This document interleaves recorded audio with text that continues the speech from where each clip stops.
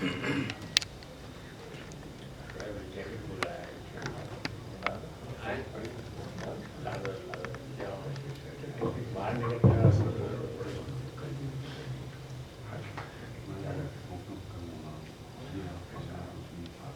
مرتبہ تمام مرحومین کے لیے اور خاص طور پر شہداء کے اصحال ثواب کے لیے ایک مرتبہ سورہ فاتحہ کی درخواست کروں گا، لیکن خاص طور پر سسٹر فروہ کے برادر ان لا محسن رضا جنہیں 2013 میں کراچی میں شہید کیا گیا تھا، خاص طور پر ان کی برسی کا دن بھی ہے، تو آپ حضرات سے جو ہے وہ سورہ فاتحہ کی درخواست۔ بسم اللہ الرحمن الرحیم، الحمدللہ رب العالمین، ایاک نعبد و ایاک نستعین،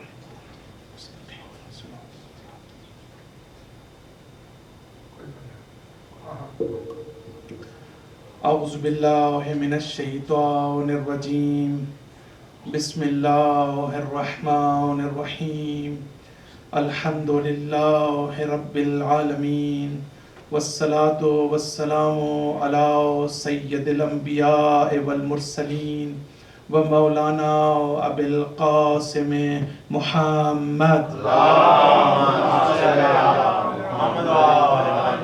ثم الصلاة والسلام علی اہل بیتہ الطیبین الطاہرین المعصومین، اما بعد فقد قال الحکیم فی کتابہ المجید و فرقانہ الحمید، بسم اللہ الرحمن الرحیم، یا ایہا الذین آمنوا اجتنبوا کثیرا من الظن ان بعض الظن اسم ولا تجسسوا ولا یغتب بعضکم بعضا ایحب احدکم ان یأکل لحم اخیہ میتا فکرہتموہ واتقوا اللہ ان اللہ تواب الرحیم۔ صلوات پڑھیں۔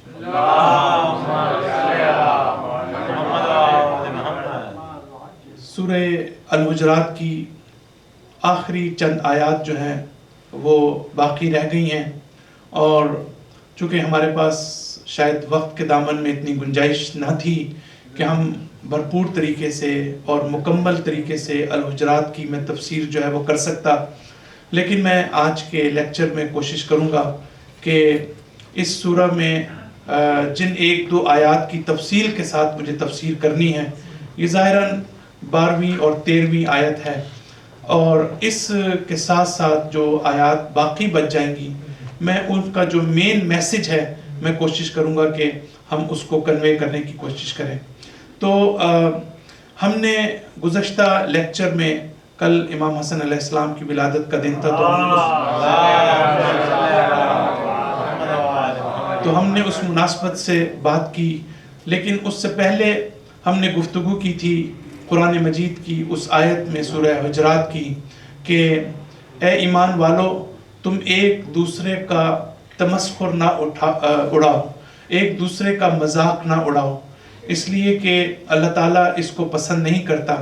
تو یہ اس کے اوپر ہم نے تفصیل سے بات کی کہ ایک دوسرے کا تمسخر اڑانا، ایک دوسرے کو ریڈیکیول کرنا، ایک دوسرے کو، اس لیے کہ جو شخص کسی کا مذاق اڑاتا ہے یا اس کا تمسخر اڑاتا ہے تو دراصل وہ اپنے آپ کو سپیریئر سمجھتا ہے اور دوسرے کو اپنے سے پستر سمجھتا ہے، دوسرے کو اپنے سے حقیر سمجھتا ہے، لہٰذا دوسرے کی عزت نفس جو ہے اس سے مجروح ہوتی ہے، دوسرے کے احترام کو انسان ملوث خاطر نہیں رکھتا۔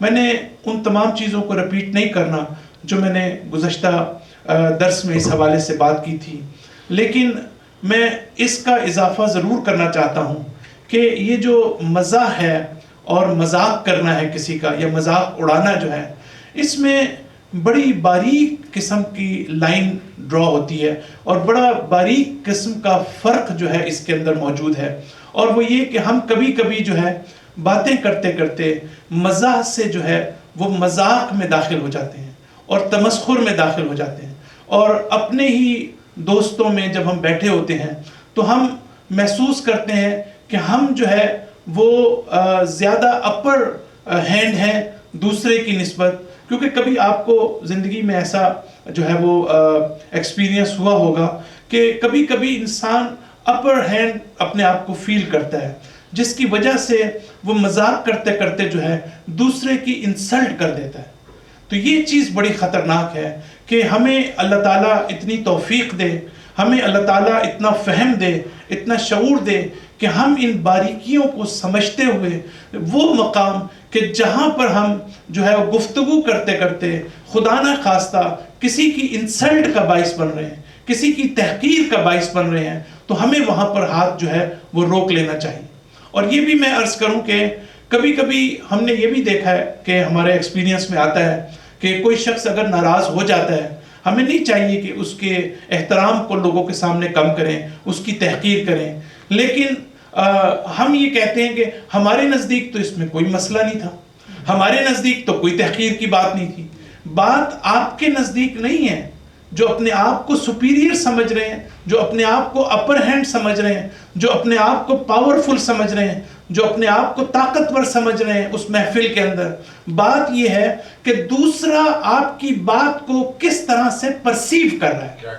یہ بہت امپورٹنٹ نقطہ ہے کہ جس کی طرف میں اشارہ کرنا چاہتا ہوں کہ معیار میں نہیں ہوں، میں نے ڈٹرمن نہیں کرنا کہ میں نے توہین کی یا نہیں کی۔ ہو سکتا ہے اگر میں اپنے اوپر جاؤں تو میں کہوں میں تو بہت اچھا، میں نے تو کسی کا مذاق نہیں اڑایا، لیکن دوسرے کی فیلنگز کیا ہیں؟ کیا میں نے اس کی فیلنگز کو ہرٹ کیا یا نہیں کیا؟ کیا میں نے اس کی تحقیر، اس کی اپنی انڈرسٹینڈنگ کیا ہے، اس کی اپنی فیلنگز کیا ہیں، اس کے اپنے ایموشنز کیا ہیں؟ یہ چیز جو ہے وہ میں سمجھتا ہوں کہ قرآن کی اس آیت کے ذہن میں بہت ضروری ہے کہ ہم اپنی سوسائٹی کے اندر اپنے بچوں کو جب ظاہر ہے کہ مجھے مختلف جگہ سے پتہ چلا اور ماں باپ کو اس چیز کا افسوس ہے کہ جتنی ہمارے لیکچرز ہوئے کہ کاش وہ انگلش میں ہوتے، ظاہر ہے کہ ہماری نئی نسل اس کو بہتر طور پر سمجھتی، لیکن بہرحال انگلش کا شروع سے طے نہیں پایا تھا، اگر انگلش میں ہوتا تو ظاہر میں انگلش میں پڑھتا، لیکن ماں باپ کے لیے یہ اہم ہے کہ وہ اپنے بچوں کو جو ہے وہ اس کو ایکسپلین کریں چیزوں کو، یعنی ایک میں راستہ یہ بتانا چاہتا ہوں، اور ایسا بعض جگہ پر ہوتا ہے، مجھے نہیں پتا یہاں ہوتا ہے یا نہیں، کہ اردو کی مجلس سننے کے بعد پھر ماں باپ جو ہیں اپنے بچوں پر ورک کرتے ہیں، اپنے بچوں کو آسان زبان میں سمجھاتے ہیں کہ مولانا صاحب نے اردو میں کیا چیز بیان کی۔ صلوات پڑھ دیجئے ایک مرتبہ۔ قرآن مجید کی آج کی جو آیت ہے اس میں اللہ تعالیٰ فرماتا ہے یا ایھا الذین آمنو۔ اب یہ صاحبان ایمان کو خطاب کیا گیا ہے۔ یہ جو صاحبان ایمان کو جب خطاب کیا جاتا ہے تو اللہ تعالیٰ کبھی کبھی یہ کہتا ہے یا ایھا الذین آمنو آمنو۔ اب یہ عجیب و غریب قسم کی انداز ہے قرآن کا کہ قرآن ایک طرف ہمیں مومن کہہ رہا ہے، ایک طرف صاحب ایمان کہہ رہا ہے، اور پھر کہہ رہا ہے کہ اے ایمان والو ایمان لاؤ۔ اس کا کیا مطلب ہوا کہ یا ایھا الذین آمنو آمنو، اے ایمان والو ایمان لاؤ؟ تو اس کا مطلب یہ ہوا کہ ایک ایمان وہ ہے کہ جو سطحی ایمان کہلاتا ہے، جو سرفس پہ ہوتا ہے، اور ایک ایمان وہ ہوتا ہے جو اعلیٰ درجے کا ایمان ہوتا ہے، جس میں ڈیپتھ ہوتی ہے، جس میں گہرائی ہوتی ہے۔ تو قرآن ہمیشہ یہ کہتا ہے کہ ہم اپنی زندگی میں ایک ہی لیول پر موجود نہ رہیں، بلکہ اپنے لیولز کو ہائر لیولز میں تبدیل کریں اور ہائر لیولز کو اچیو کرنے کی کوشش کریں۔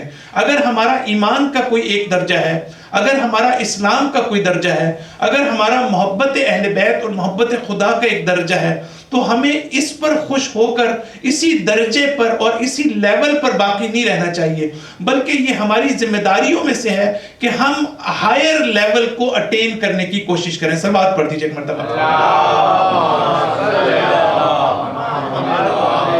اب قرآن یہ کہتا ہے کہ اجتنبوا کثیرا من الظن، اے لوگوں بہت سے ظن اور گمان، یہ جو ہم گمان کرتے ہیں، یہ جو ہم ظن کرتے ہیں، یہ جو ہم اپنے طور پر اسیوم کر لیتے ہیں کسی چیز کو، قرآن یہ کہتا ہے کہ یہ کام مت کرو، اس لیے کہ بہت سے گمان جو ہیں وہ گناہ ہوتے ہیں، وہ اسم ہوتے ہیں، اسم یعنی وہ گناہ ہوتے ہیں۔ السلام علیکم۔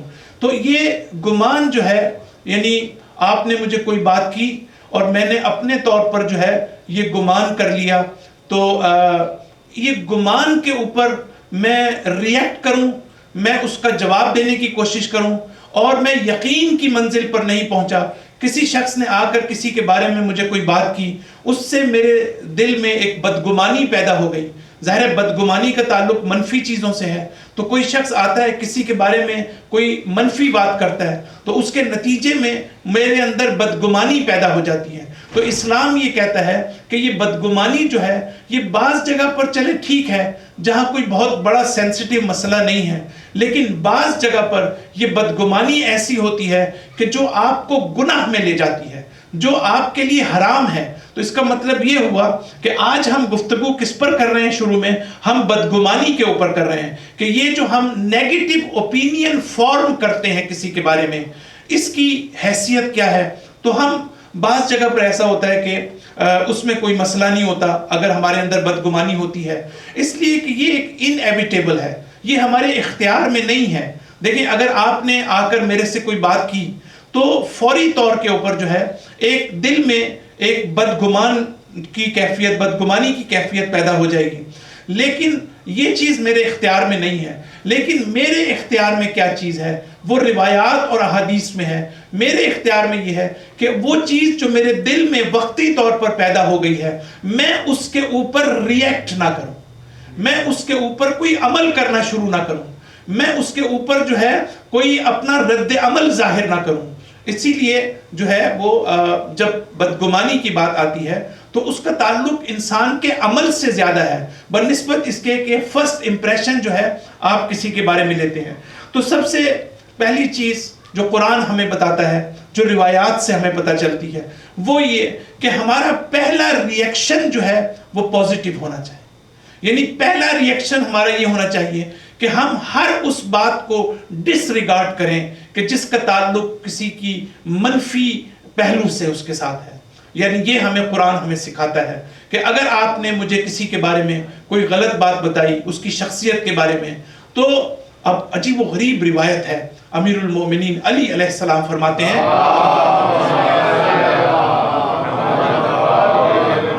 آپ فرماتے ہیں کہ اب دیکھیں جو کرائیٹیریا آپ ہمیں دیتے ہیں، آپ یہ فرماتے ہیں کہ اگر کوئی شخص آپ سے کوئی بات کرتا ہے اور وہ ایک منفی بات کرتا ہے، کسی کے منفی پہلو کو بیان کرتا ہے، لیکن اگر اس میں ذرہ بھر بھی نیک گمان کی گنجائش ہے تو ہمیں یہ حق حاصل نہیں ہے کہ ہم بدگمانی کریں. اب آپ دیکھیں کتنی امپورٹنٹ بات ہے کہ اگر تھوڑی سی بھی نیک گمانی کا امکان ہے کہ وہ نیک بھی ہو سکتا ہے، اس شخص کو غلط فہمی بھی ہو سکتی ہے، لہٰذا اس صورت میں جو ہے وہ ہمیں یہ حق حاصل نہیں ہے. یہ روایت کے الفاظ ہیں. اسی طریقے سے ایک چیز جو سوسائٹی میں ہمارے ہوتی ہے وہ یہ ہے کہ اگر ہم غور کریں، اگر کوئی آ کر کسی کی برائی کرے تو برائی جب ہمارے سامنے کسی کی جاتی ہوتی تو ہم اس میں زیادہ دلچسپی لیتے ہیں، ہمیں اس میں زیادہ لذت محسوس ہوتی ہے. لیکن جب کسی کی اچھائی بیان کی جاتی ہے تو ہمیں اس میں کم لذت محسوس ہوتی ہے، ہمیں کم خوشی محسوس ہوتی ہے. تو یہ چیز جو ہے اس کو بھی کنٹرول کرنے کی ضرورت ہے کہ یہ کبھی کبھی ایسا ہوتا ہے کہ اس کا جو ہم بات کرتے ہیں، گفتگو کرتے ہیں، یہ جو ہماری کنورسیشن ہوتی ہے، چاہے وہ ہماری اپنے ساتھ ہو، چاہے وہ ہماری اپنے بارے میں فکر ہو، چاہے میں ہماری فیملی لائف کے اندر، یہ جو ہم ایک دوسرے کے بارے میں نیگیٹو گفتگو کرتے ہیں، اس کو سختی کے ساتھ اس کو ایڈریس کرنے کی ضرورت ہے. جیسے آپ ڈائننگ ٹیبل پر بیٹھے ہیں، اپنی فیملی کے ساتھ بیٹھے ہیں، آپ دوسروں کے بارے میں آپ تبصرے کر رہے ہیں، نیگیٹو تبصرے کر رہے ہیں.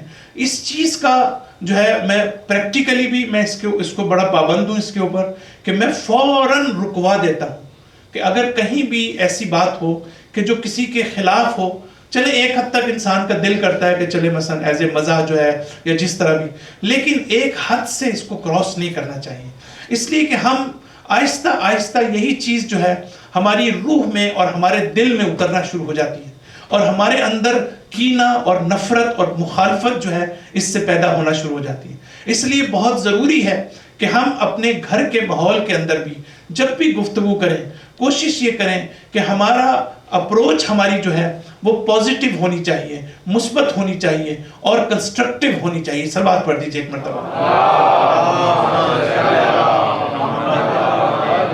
روایت آپ کے سامنے پڑھنا چاہتا ہوں.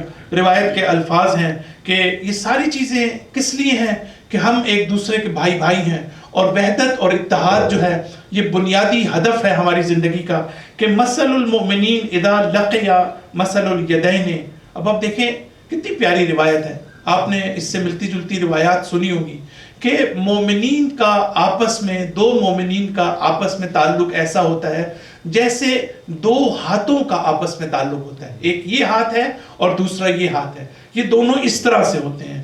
تغسل احدہما الاخری. کیا مطلب اس کا؟ کہ اگر آپ ایک ہاتھ کو دھونا چاہیں تو دوسرے کی مدد سے آپ اس کو نہیں دھو سکتے. اگر آپ ایک ہاتھ میں آپ کے مٹی لگ جائے تو اس مٹی کو جھاڑنے کے لیے یا ہٹانے کے لیے آپ کو دوسرے ہاتھ کی مدد کی ضرورت ہوگی. تو یہ جو اسپریچول کانٹیکسٹ میں, یہ میٹیریلسٹک کانٹیکسٹ میں ہم نے فزیکل کانٹیکسٹ میں بات کی, لیکن اسپریچول کانٹیکسٹ میں کیا ہے کہ مومن جو ہے المرأۃ المومن, وہ مومن جو ہے ایک دوسرے کا آئینہ ہوتے ہیں, اور اس کے علاوہ یہ کہ ایک دوسرے کی پیوریفیکیشن کا باعث بنتے ہیں.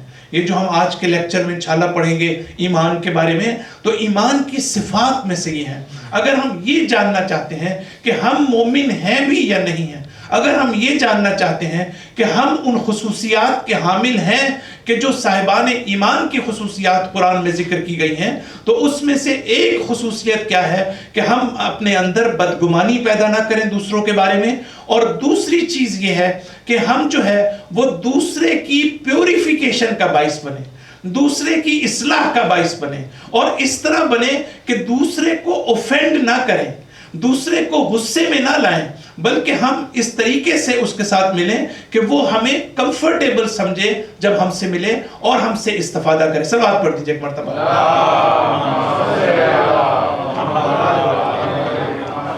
تو یہ چیز جو ہے میں سمجھتا ہوں کہ گمان کے سلسلے میں, بدگمانی کے سلسلے میں جو ہے یہ چیز بہت زیادہ امپورٹنٹ ہے کہ جس کو ہم اپنے سامنے جو ہے مد نظر رکھیں. ایک لفظ کا میں اشارہ کروں اور انشاءاللہ آگے بڑھوں گا کہ یہاں پر کہا ہے کہ بہت سے گمان جو ہیں وہ گناہ ہیں. تو ہمیں بعض بدگمانی گناہ نہیں ہے لیکن اخلاقی طور پر اچھا نہیں ہے. بعض گناہ کیوں ہیں؟ اس لیے کہ اس کی بنیاد پر جب آپ ریئیکٹ کرتے ہیں, جب آپ رد عمل دکھاتے ہیں, تو اس کے نتیجے میں کوئی بڑا فساد پھیلنے کا خطرہ ہوتا ہے, چاہے وہ کمیونٹی میں ہو, چاہے وہ سوسائٹی میں ہو, چاہے وہ کسی فیملی لائف کے اندر ہو. تو ہر جگہ پر قرآن اسی لیے کہتا ہے کہ ہمیں اس جگہ سے بھی پرہیز کرنا چاہیے کہ جو ظاہراً گناہ نہیں ہے, کیونکہ ہمیں یہ معلوم نہیں ہے کہ کون سا گناہ ہے اور کون سا گناہ نہیں ہے. لہٰذا ہر قسم کی بدگمانی سے ہمیں یہ کہا گیا ہے کہ ہم پرہیز کریں, تاکہ وہ والی بدگمانی کہ جو گناہ تک ہمیں لے جاتی ہے ہم اس سے اجتناب کریں. یہ جو لفظ اسم ہے, الف سے اور میم, اس کا مطلب ہم عام طور سے کرتے ہیں گناہ, لیکن بڑی دلچسپ ہے کہ اگر آپ عربی لغت کے اندر جائیں اور اس کے صحیح معنی اگر آپ اس کے تلاش کریں تو اس کا مطلب ایک تو گناہ ہے اور معصیت ہے, اور ایک اس کا جو مطلب ہے جو زیادہ گہرا ہے, جو ہر معصیت اور گناہ کا ایسنس ہے, اس کی اصل حقیقت اور اس کی ماہیت ہے, اور وہ کیا ہے کہ اسم کا مطلب یہ ہے کہ وہ شخص کہ جس کے اندر افسردگی پائی جاتی ہو, جس کے اندر کمزوری پائی جاتی ہو, جو اس لحاظ سے کمزور ہو کہ اس کے اندر قوت عمل موجود نہ ہو, اور وہ اپنی زندگی کے سفر کو جاری نہ رکھ سکے, اور اپنے سفر حیات میں اپنے مقصد تک نہ پہنچ سکے. تو اب آپ نوٹ کریں کہ گناہ کا تعلق اس سے کتنا زیادہ ہے کہ جب آپ گناہ کرتے ہیں تو یہ اسم کا جو معنی میں نے آپ کے سامنے کیا کہ جب آپ کمزور ہو جاتے ہیں, جب آپ ناتمان ہو جاتے ہیں, جب آپ کوئی قدرت اور طاقت آپ کے اندر باقی نہیں رہتی, تو اس کے نتیجے میں آپ اپنے مقصد تک نہیں پہنچ سکتے. اور یہی کام گناہ اور معصیت ہمارے اندر کرتی ہے. اگر ہم گناہ کرتے ہیں, اگر ہم معصیت کرتے ہیں, اگر ہم اللہ کی نافرمانی کرتے ہیں, تو اس کا سب سے پہلا اثر یہ ہوتا ہے کہ ہم اپنے اصل مقصد اور الٹیمیٹ آبجیکٹو جو اللہ تعالیٰ نے ہماری خلقت کے اندر رکھا ہے, جس کی وجہ سے اللہ تعالیٰ نے ہمیں پیدا کیا ہے, اس کو جو ہے ہم کبھی بھی اچیو نہیں کر سکتے. صلوات پڑھ دیجئے ایک مرتبہ.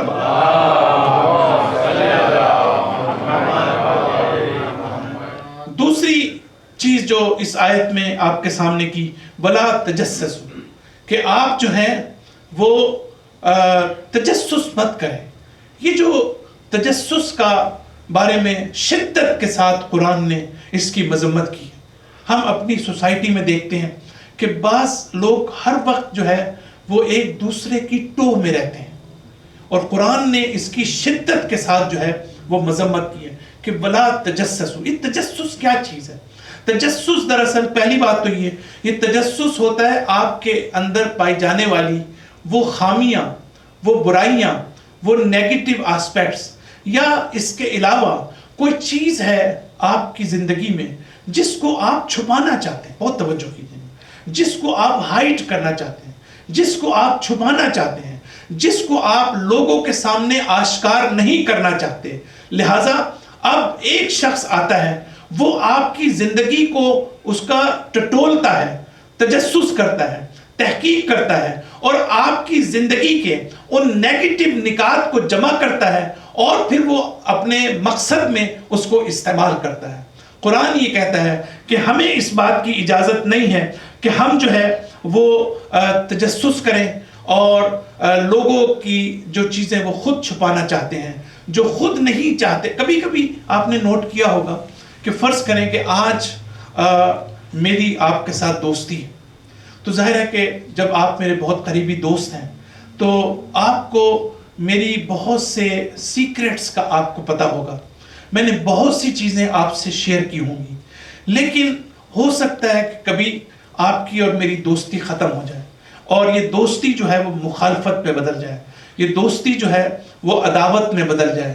تو یہ وہ وقت ہوتا ہے جو ہماری کمیونٹیز کو جو تباہ کرنے والا ہے. اور پریکٹیکلی میرا خیال ہے ہم سب اس کو ایکسپیرینس کرتے ہیں کہ دوسرا شخص جو کل تک آپ کا دوست تھا آج آپ کا دشمن ہے، لیکن آپ کے اسرار اس کے پاس موجود ہیں، آپ کے اسرار و رموز اس کے پاس موجود ہیں، آپ کی سیکریٹس اس کے پاس موجود ہیں، جن چیزوں کو آپ ہر ایک کے سامنے بیان نہیں کرنا چاہتے. آپ کی فیملی لائف کے حوالے سے، آپ کی ذاتی لائف کے حوالے سے، آپ کی کمیونٹی لائف کے حوالے سے ہر قسم کے محرم راز ہے وہ، لیکن اب چونکہ وہ آپ کا دشمن ہو چکا ہے، لہٰذا وہ شخص جو ہے اب اس کو مس یوز کرتا ہے آپ کے خلاف. تو یہ وہ جگہ ہے کہ جو انسان کے تقوی کے خلاف ہے، جو انسان کے ایمان کے خلاف ہے. اگر کوئی شخص واقعاً مومن ہو، اگر کوئی شخص واقعاً صاحب تقوی ہو، تو اس کی یہ ذمہ داری ہے کہ اگر وہ آپ کا دشمن بھی بن جائے تو دشمن بن کے بھی اس کے تقوی کا تقاضا یہ ہونا چاہیے کہ وہ آپ کے رازوں کو افشا نہ کرے. صلوات پڑھ دیجئے ایک مرتبہ.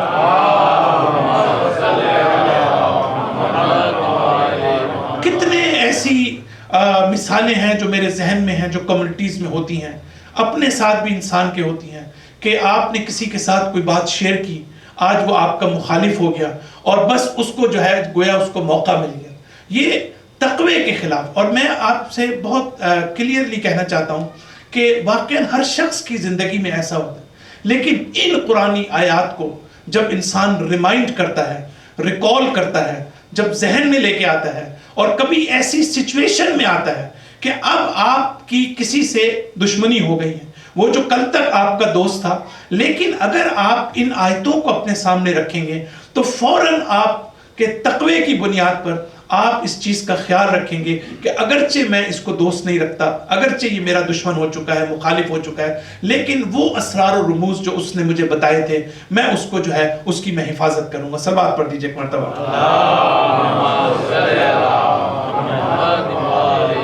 اس کے بعد قرآن جو ہے وہ اب آپ دیکھیں کہ کتنی قرآن میں جو ہم ان 4-5 چیزوں کی طرف آج میں اشارہ کر رہا ہوں، اس میں ایک عجیب قسم کا لاجیکل سیکوینس ہے. لاجیکل سیکوینس کا مطلب یہ ہوتا ہے کہ ایک کے بعد ایک ترتیب کے ساتھ آپ کسی بھی سٹیج کو اور کسی بھی سٹیپ کو آپ سکپ نہیں کر سکتے. اب قرآن جب یہ کہتا ہے کہ تم بدگمانی کا شکار نہ ہو، تم کسی کے بارے میں نیگیٹو اوپینین جو ہے، ایول اوپینین جو ہے وہ فارم نہ کرو، اس کے نتیجے میں اگر ہم اس برائی میں گرفتار ہو جائیں اور ہم بدگمانی کے شکار ہو جائیں، اور باوجود اس کے کہ ہم جو ہے وہ اس کو پوزیٹیولی دیکھ سکتے تھے، اس کے بہتر آسپیکٹ کو دیکھ سکتے تھے، تو اس کا فوری لوجیکل رزلٹ کیا نکلتا ہے؟ تجسس کی صورت میں۔ عجیب و غریب قرآن کی آیت کس طرح ہمیں بتاتی ہے کہ اگر ہم پہلے ہی سٹیج کے اوپر اپنے آپ کو اس اخلاقی مشکل سے نجات دلا لیں تو ہم تجسس کی سٹیج پر نہیں آئیں گے۔ لیکن جب میرے اندر بدگمانی پیدا ہوگی، جب میں کسی کو منفی انداز میں دیکھوں گا، جب کسی کا منفی امیج میرے ذہن میں قائم ہو جائے گا، تو اس کا فوری نتیجہ یہ نکلے گا کہ اب میں اس کے سلسلے میں تجسس سے کام لوں، اب میں اس کی مزید برائیاں تلاش کروں، اب میں مزید اس بات کو ثابت کرنے کی کوشش کروں کہ ہاں یہ میری بدگمانی جو ہے وہ بالکل ٹھیک تھی، اب میں اس کو ثابت کرنے کی کوشش کروں۔ اور پھر ہوتا کیا ہے؟ مزے کی بات یہ ہے کہ پھر انسان وہاں تک پہنچ جاتا ہے کہ اس شخص کے بارے میں اطلاعات حاصل کرنے کے لیے ایسے دوستوں سے رابطہ کرتا ہے کہ جو اس کے آلریڈی دشمن ہوتے ہیں، جو آلریڈی اس کی منفی چیزیں آپ کو بتائیں۔ آپ اس سے رجوع نہیں کرتے جو اس کی پوزیٹیو چیزیں بتائیں، جو اس کی مثبت چیزیں بتائیں، بلکہ آپ اس شخص سے رجوع کرتے ہیں کہ جو آپ کو اس کی منفی چیزیں بتا سکے۔ صلوات پڑھ دیجئے ایک مرتبہ۔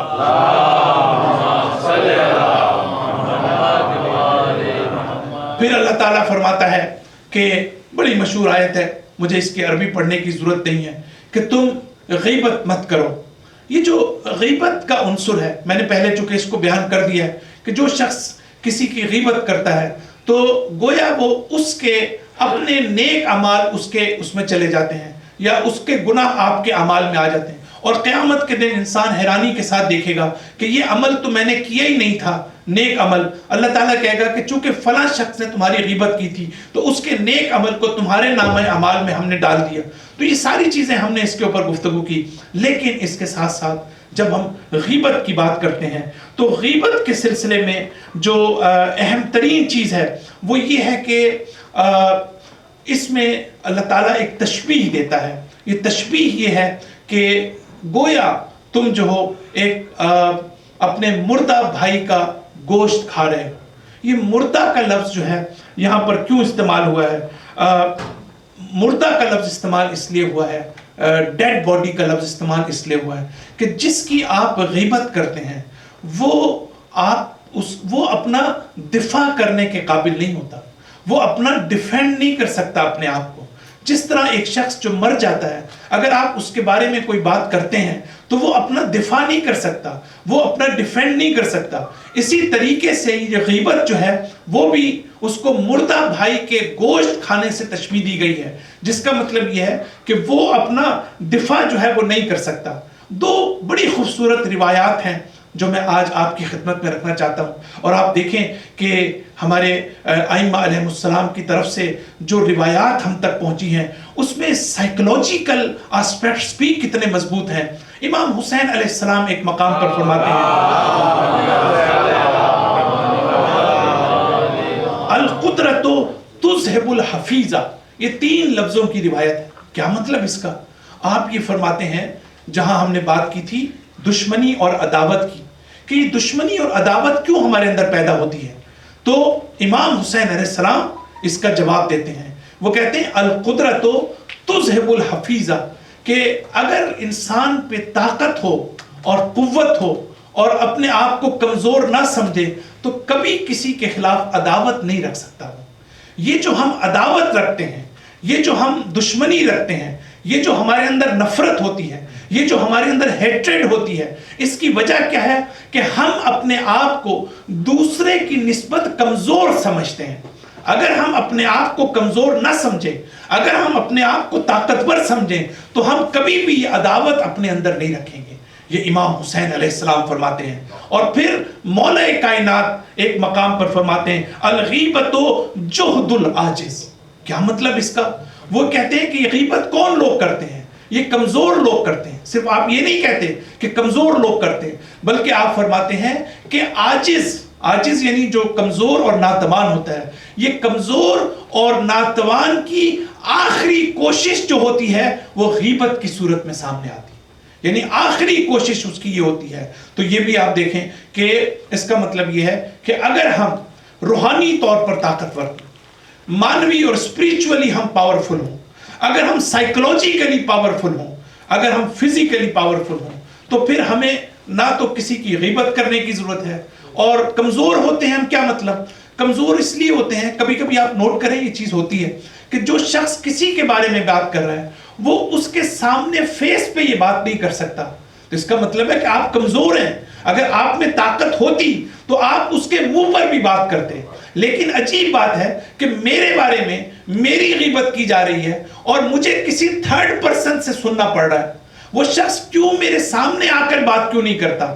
اگر وہ شخص میرے سامنے آ کر بات کرے تو کم سے کم میں کلیریفائی کر سکتا ہوں، کم سے کم میں اپنا دفاع کر سکتا ہوں، کم سے کم میں اس کی اصلاح کر سکتا ہوں.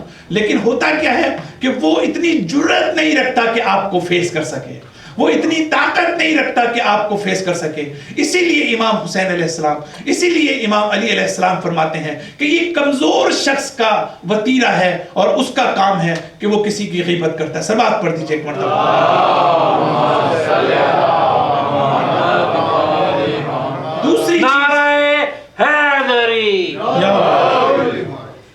دوسری چیز قرآن نے جو تشبیہ دی ہے، اب میں چاہتا ہوں کہ 2-3 آیتیں آپ کے سامنے پڑھوں اور پھر میں ایک نتیجے تک آپ کو لانا چاہتا ہوں کہ قرآن یہ تشبیہ جو دے رہا ہے کہ مردہ بھائی کے گوشت کھانے کے مترادف ہے، یہ قرآن کس حقیقت کی طرف اشارہ کر رہا ہے. دیکھیں، ہمارے آخرت کے حوالے سے جو ہے ہم اس کے ہمارا عقیدہ ہے قرآن و سنت کی روشنی میں، ہمارے حکماء اور ہمارے فلاسفہ اس کو بیان کرتے ہیں کہ قیامت کے دن جو ہمیں پنشمنٹ ملے گی، جو عذاب ملے گا، وہ تجسم اعمال اس کو کہتے ہیں.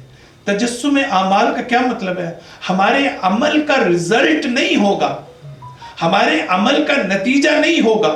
کیا مطلب؟ مثال کے طور پر آپ اگر فرض کریں کسی جلتی ہوئی چیز میں ہاتھ ڈال دیں تو آپ کا ہاتھ جل جائے گا، تو ہاتھ کا جلنا جو ہے یہ پنشمنٹ ہے نا آپ کی.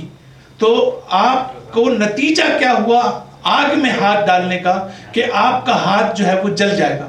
لیکن قیامت کا جو عذاب ہے وہ نتیجہ نہیں ہوگا، وہ رزلٹ نہیں ہوگا، بلکہ اللہ تعالیٰ قرآن مجید میں فرماتا ہے کہ دراصل وہی عمل ہے کہ جس کا باطن اور جس کی اصل حقیقت آپ کے لیے عذاب ہوگی، نہ کہ اس کا نتیجہ. اب میں آپ کے سامنے پہلی آیت یہ خود موجود ہے کہ ہم ظاہری طور پر غیبت کرتے ہیں، لیکن یہ ظاہری رخ ہے غیبت کا، لیکن اس کا حقیقی رخ کیا ہے، اس کا باطنی رخ کیا ہے، اس کا ایسنس کیا ہے؟ اللہ تعالیٰ قرآن میں یہ بتا رہا ہے کہ ہمیں اس چیز کا اندازہ نہیں ہے، لیکن حقیقت میں یہ ایسے ہی ہے کہ جیسے آپ مردہ بھائی کا گوشت کھا رہے ہوں. یہ اس عمل کی ماہیت ہے، یہ اس عمل کا نتیجہ نہیں ہے. قرآن یہ کہتا ہے کہ جو لوگ یتیموں کا مال کھاتے ہیں تو وہ اپنے پیٹ میں آگ لے کے جا رہے ہوتے ہیں، وہ انگارے کھا رہے ہوتے ہیں. تو قرآن یہ بتاتا ہے کہ ظاہر میں آپ یتیم کا مال کھا رہے ہیں، لیکن اس کی ایک حقیقت ہے کہ جس کا ظہور قیامت کے دن ہوگا، یعنی قیامت میں اس عمل کا ظہور ہوگا، نہ یہ کہ ہمیں کوئی نتیجہ ملے گا جس کو ہم اس دنیا میں نہیں دیکھ سکتے. اب میں قرآن کی 2 آیتیں آپ کے سامنے رکھنا چاہتا ہوں.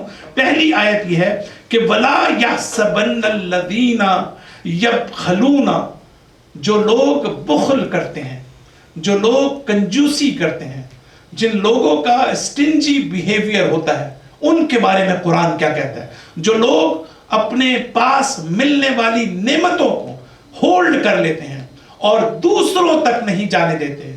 اذا مسہ الخیر منوعا، قرآن کہتا ہے کہ جب ان کے پاس کوئی خیر پہنچتی ہے، کوئی اچھائی پہنچتی ہے، کوئی نعمت پہنچتی ہے، تو یہ دوسروں تک اس کو منتقل کرنے میں کنجوسی کا ثبوت دیتے ہیں. اب قرآن یہ کہتا ہے کہ وَلَا يَحْسَبَنَّ الَّذِينَ يَبْخِلُونَ بِمَا أَتَاهُمُ اللَّهُ مِنْ فَضْلِهِ. کتنی خوبصورت آیت ہے کہ یہ لوگ کہ جو چیز ان کو دی جاتی ہے اللہ کے فضل و کرم سے، یہ اللہ کی نعمت ہے جو ان کو ملی ہے، یہ گمان نہ کریں کہ یہ چیز ہمارے لیے خیر ہے، یہ چیز ہمارے لیے نیک ہے. ہوا خیر لہم بل ہوا شر لہم، یہ چیز ان کے لیے شر ہے. دیکھیں وہی چیز کہ جس کو آپ روک کے رکھتے ہیں اور ایک ضرورت مند اور ایک محتاج جو ہے اس کی آپ مدد نہیں کرتے اور آپ کو معلوم ہے کہ آپ اس کی مدد کر سکتے ہیں لیکن آپ نہیں کرتے. آپ یہ سمجھتے ہیں کہ یہ نعمت چاہے وہ علم کی صورت میں ہو, چاہے وہ قابلیت کی صورت میں ہو, چاہے وہ صلاحیت کی صورت میں ہو, چاہے وہ آپ کی سکل کی صورت میں ہو, جو بھی صورت میں ہو, اللہ تعالیٰ قرآن مجید کی اس آیت میں ہی کہتا ہے آپ اپنے خیر سمجھتے ہیں, یہ شر ہے. اب آ کر اس کا رزلٹ بتا رہا ہے کہ اس عمل کی ماہیت کیا ہے. اگر آپ کنجوسی کا ثبوت دیتے ہیں, اگر آپ دوسروں تک نعمت نہیں پہنچاتے, تو ہمیں یہ چیز نظر نہیں آتی. قرآن یہ کہتا ہے سَيُطَوَّقُونَ مَا بَخِلُوا بِهِ يَوْمَ الْقِيَامَةِ, کہ ان کے گلے میں قیامت کے دن توق ڈال دیا جائے. تو کنجوسی کرنا ایکول ٹو توق ڈالنا ہے. ایکول کا لفظ میں استعمال کر رہا ہوں, میں سیمنس کا لفظ استعمال کر رہا ہوں. تو قیامت کی جزا اور سزا جو ہے, اسی لیے قرآن کہتا ہے یوم تجد کل نفس ما عملت من خیر محضرا, کہ قیامت کے دن آپ کے عمل کو دکھایا جائے گا شکل میں عذاب کی یا بہشت اور نعمت اور اللہ تعالیٰ کے ثواب کی صورت میں. یہ جو اللہ تعالیٰ ثواب عطا کرے گا, یہ جو اللہ تعالیٰ ریوارڈ عطا کرے گا, یہ جو اللہ تعالیٰ نعمت عطا کرے گا قیامت میں, یہ خود ہمارا عمل جو ہے, جیسا کہ وہ شعر میں عمل سے زندگی بنتی ہے, جنت بھی جہنم بھی, یہ ایگزیکٹلی اسی چیز کو ریپریزنٹ کرتا ہے. اقبال کی یہ جو بات ہے کہ ہمارا عمل جو ہے وہ ہمارے لیے خیر کا باعث بنے گا, ہمارے لیے ثواب کا باعث بنے گا, ہمارے لیے بہشت کا باعث بنے گا, اور ہمارا عمل ہی ہمارے لیے عذاب کا باعث بنے گا. یہ جو ہم اپنی زندگی کے اندر جو ہے جو بھی کام کرتے ہیں, اب آپ دیکھیں کہ دنیا جو ہے ایک قسم کا سفر ہے, ایک قسم کی جرنی ہے. تو ہم ایک ہر روز ہر آن جو ہے ہم آگے کی طرف بڑھ رہے ہیں, ہر آن اور ہر لمحہ جو ہے ہم کچھ چیزوں کو پیچھے کی طرف چھوڑ رہے ہیں. یعنی اس طریقے سے ہماری زندگی گزر رہی ہے. لیکن کوسچن یہ ہے کہ ہماری انفرادی زندگی بھی ہے, ہماری اجتماعی زندگی بھی ہے, ہماری فیملی لائف بھی ہے, ہماری کمیونٹی لائف بھی ہے. یہ جو کچھ بھی ہم اپنی زندگی میں کرتے ہیں, جو کام بھی, چاہے وہ فکر کی صورت میں ہو, چاہے وہ عمل کی صورت میں ہو, اور چاہے وہ قلب کے یا ایمان کی صورت میں ہو, اخلاق کی صورت میں ہو, تو دراصل ہماری ایک جرنی وہ ہے کہ جس کو ہم فزیکل جرنی کہتے ہیں, جس کو ہم میٹیریلسٹک جرنی کہتے ہیں. لیکن اس جرنی کے ساتھ ساتھ, اس دنیاوی سفر کے ساتھ ساتھ, جو مختلف شکلوں میں ہم طے کر رہے ہوتے ہیں, کبھی ہم نماز کی صورت میں, کبھی حج کی صورت میں, کبھی ہم مجلس کو سننے کی صورت میں, کبھی ہم سینٹرز میں آنے کی صورت میں, کبھی ہم اپنی فیملی کو سپورٹ کرنے کی صورت میں, کبھی ہم غلط کام بھی اگر ہم کرتے ہیں, غلط اخلاقی طور پر ہم سامنے آتے ہیں تو اس صورت میں بھی. لیکن اس کے ساتھ ساتھ ہمارا ایک اسپریچول جرنی بھی ہے. یہ بڑی امپورٹنٹ چیز ہے کہ ہر وہ سفر جو میٹیریلسٹک ہوتا ہے, ہر وہ جرنی کہ جو فزیکل ہوتی ہے, اسی جرنی کا ایک باطن بھی ہوتا ہے, اسی کا ایک ایسنس بھی ہوتا ہے, اسی کی ایک اسپریچول جرنی بھی ہوتی ہے کہ جو دراصل حقیقت میں ہماری روح کا سفر ہوتا ہے, ہمارے قلب کا سفر ہوتا ہے, ہمارے وجود کا سفر ہوتا ہے. اس میٹیریلسٹک جرنی کا جو ہمارے اوپر اثر ہوتا ہے وہی ہماری اسپریچول جرنی ہوتی ہے. صلوات پڑھ دیجئے ایک مرتبہ.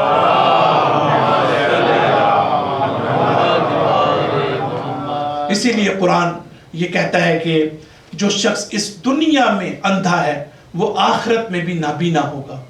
یعنی بڑی عجیب و غریب قرآن کی آیات ہیں.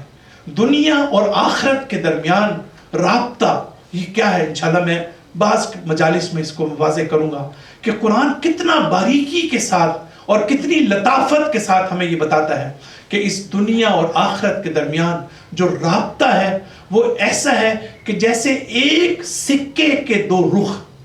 ایسا نہیں ہے کہ دنیا ادھر ہے اور آخرت ادھر ہے. ایسا نہیں ہے کہ گویا دنیا اور آخرت کا مطلب یہ ہے کہ ہم عام طور سے سوچتے ہیں. اب میں آپ کو ایک مثال دیتا ہوں کہ ہم پیدل چل رہے ہیں, گاڑی پہ چل رہے ہیں, ٹرین پہ چل رہے ہیں, جہاز پہ چل رہے ہیں, چلتے جاتے ہیں یہاں تک کہ ہماری زندگی کا سفر ختم ہو جاتا ہے. تو اس کے بعد ایک دیوار آتی ہے, دیوار کے اس طرف جو ہے وہ ایک عالم برزخ شروع ہو جاتا ہے. پھر ہم چلتے رہتے ہیں یہاں تک کہ پھر قیامت آ جاتی ہے. یہ ایسے نہیں ہے, کنسیپٹ ایسا نہیں ہے, بلکہ ایک ہی حقیقت کے دو رخ ہیں. ہم جب دنیا میں سفر کر رہے ہیں تو ہم ایک باطنی سفر کر رہے ہیں. ہمارا جو باطنی سفر ہے, ہمارا جو انٹرنل جرنی ہے, ہماری جو اسپریچول جرنی ہے وہ دراصل اسی برزخ کی طرف ہے، اسی قیامت کی طرف ہے. نہ یہ کہ ایک وقت آئے گا جب قیامت آئے گی، بلکہ ہمارا قیامت کی طرف جو سفر ہے وہ ابھی سے شروع ہو چکا ہے، جس میں کسی قسم کا شک و شبہ کی گنجائش جو ہے وہ نہیں ہونی چاہیے. صلوات پڑھ دیجیے.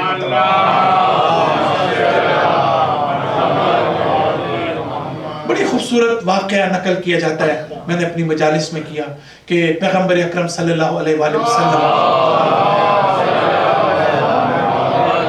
اپنے اصحاب کے ساتھ تشریف فرما تھے، تو اتنے میں ایک بڑی ہولناک آواز اصحاب کے کانوں میں آئی، تو بڑے حیران ہوئے اور ڈر گئے.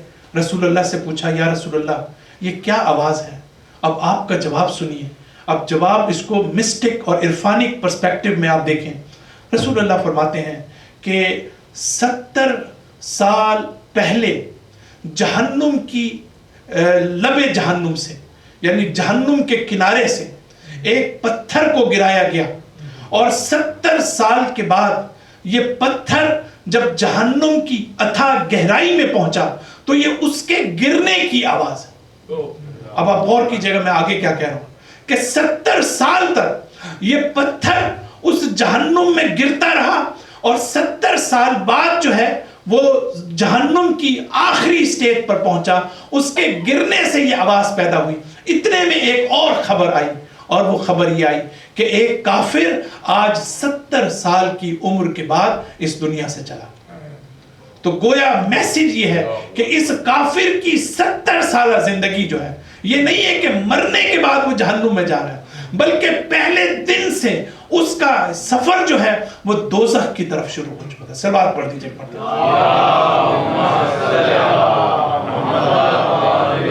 تو ہمیں اس چیز کو جو ہے وہ سامنے رکھنے کی ضرورت ہے.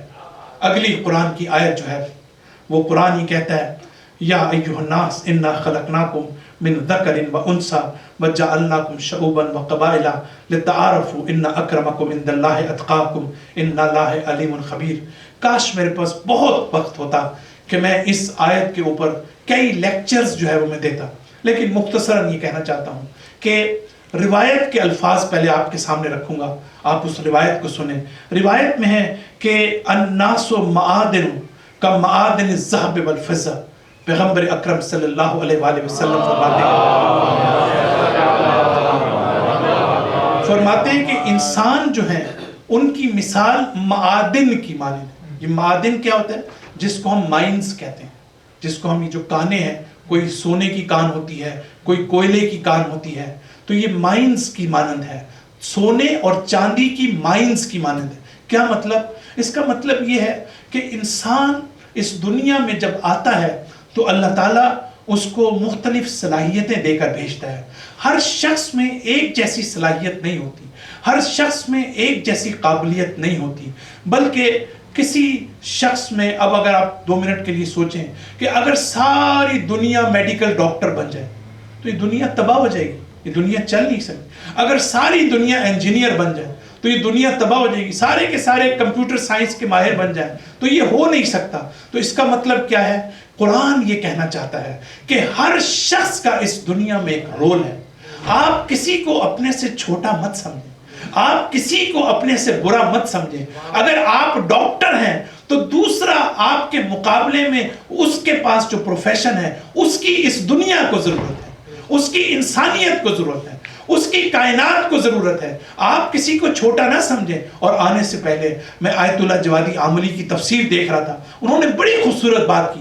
وہ کہتے ہیں کہ گولڈ کی میں بات کر رہا ہوں، طلا کو، گولڈ کو اور سونے کو یہ ہرگز حق حاصل نہیں ہے کہ وہ کوئلے کے سامنے یہ کہے کہ اے کوئلے میں تجھ سے برتر ہوں، میں تجھ سے سپیریئر ہوں. اس لیے کہ گولڈ کا کام یہ نہیں ہے کہ اپنے آپ کو سپیریئر ظاہر کرے. گولڈ کا کام یہ ہے کہ جو اس نے رول پلے کرنا ہے اس دنیا میں اس رول کو پلے کرے. اور کوئلے کا کام یہ ہے کہ اس دنیا میں اس نے جو رول پلے کرنا ہے اس نے وہ رول پلے کرنا ہے. تو گویا قرآن یہ کہنا چاہتا ہے کہ تم اپنے قبیلے ہونے پر فخر نہ کرو, اپنی ذات پر فخر نہ کرو, اپنی قوم پر فخر نہ کرو, اپنی قومیت پر فخر نہ کرو, بلکہ فخر کرنے کی اگر کوئی چیز ہے وہ ہے کہ تمہاری زندگی میں تقوی کی حیثیت کیا ہے. ان اکرمکم عند اللہ اتقاکم, اگر تمہارا تقوی زیادہ ہے, تمہارے اندر پرہیزگاری زیادہ ہے, تمہارے اندر ایمان زیادہ ہے, تم انسانیت کی خدمت زیادہ کرتے ہو, تو اللہ کے نزدیک جو ہے تمہارا مرتبہ سب سے زیادہ ہے. صلوات پڑھ دیجئے ایک مرتبہ.